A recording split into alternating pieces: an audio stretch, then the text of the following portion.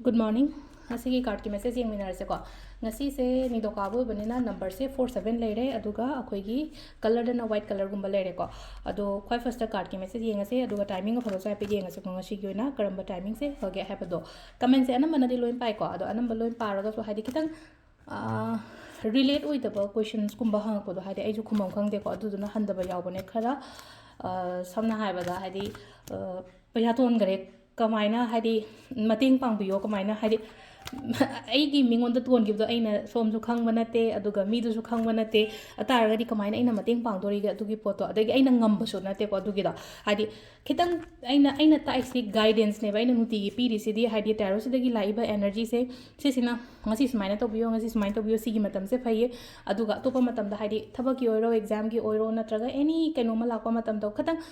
akhoi gi ishagi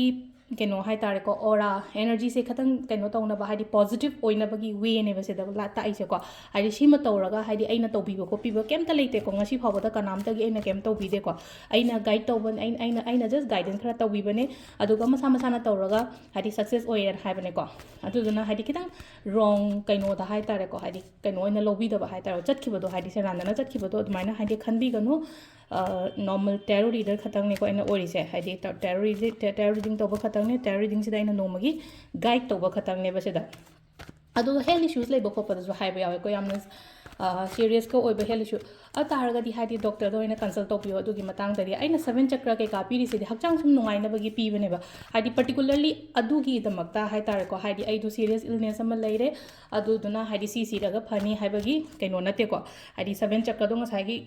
akoi gi chakra tare se katang balance oiraga di hakchang du nungai na bagi ni ko adu duna health ki kai gi matang du su ko hadi kitang adu masu leire aduga akoi samna hai paisa sa gi matang se hadi mingon da leigi ba paisa aina kamaina kaino to do no ko ado kitang khanda biyo ko hadi message keno taroko matam message natraga comment kumba kai gumba taroko matam da ko hadi mi jina halakpa ngamgadaba halakpa haigadaba question gumba hangbiro ko ado sida leire ko koi keno se card se ohum katang lo thoge ko first card second card third card ko khanbira se ko sidagi card number 1 2 3 aduga timing haijira ke ngasi gena first se yamna clear oi ko ngasi ena chatori ba lambi kari kra haise ko hadi yamna clear oi ba hadi aina yetna ba gumba lera ko so hadi poto ai favor da lakpa ko pa dumaina oi ko aina chummagadi aingonda oi ba do ado handaki keno se ko aina haina ko 2024 is a year for Saturn aduduna haidi aina chummaga aina hona ba ko pa lera gadi aingonda aina mai paksa bane bisida leise landa lalu no ko aduga ani shubasina ko kitang ngasi gi na hai tare ko conflict kumba lei ko conflict lei ba hari mina khana borok pe ama torok pe adu da hari just avoid ignore to tho hari mana bi da ba mi du ko mi du ga mana bi da ba aduga khatang aina pamba photo hari oi da ba do ngasi je hai tare ko hari corporate to bi da ba ne khala sine ko hari man ai lemina ba matam da thak to mina matam da hari pula ka no maga loina na pula lingjen mana na to do lingjen ko mana da ba khota ba mai le ko adu ngasi gi oina ne adu no daily gi oina oi bani na ko sisine ta long last hang wai phawba gi adu na te ko ngasi gi oina ne ngasi di khatang aina khara han bani kang de mai na gum ba to biro ko ahum suba su negative oi ngasi gi oina haraga di ko negative oi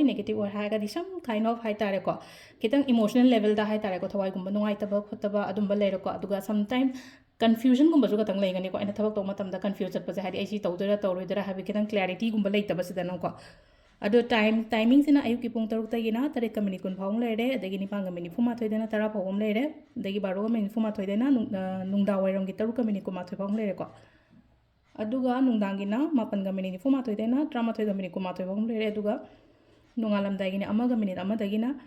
next day ki mathangi pung taruk phawng leire ko sisina khoi gi ngasi gi na hoba timing ko ado sida leire khoi gi card ki message se thank you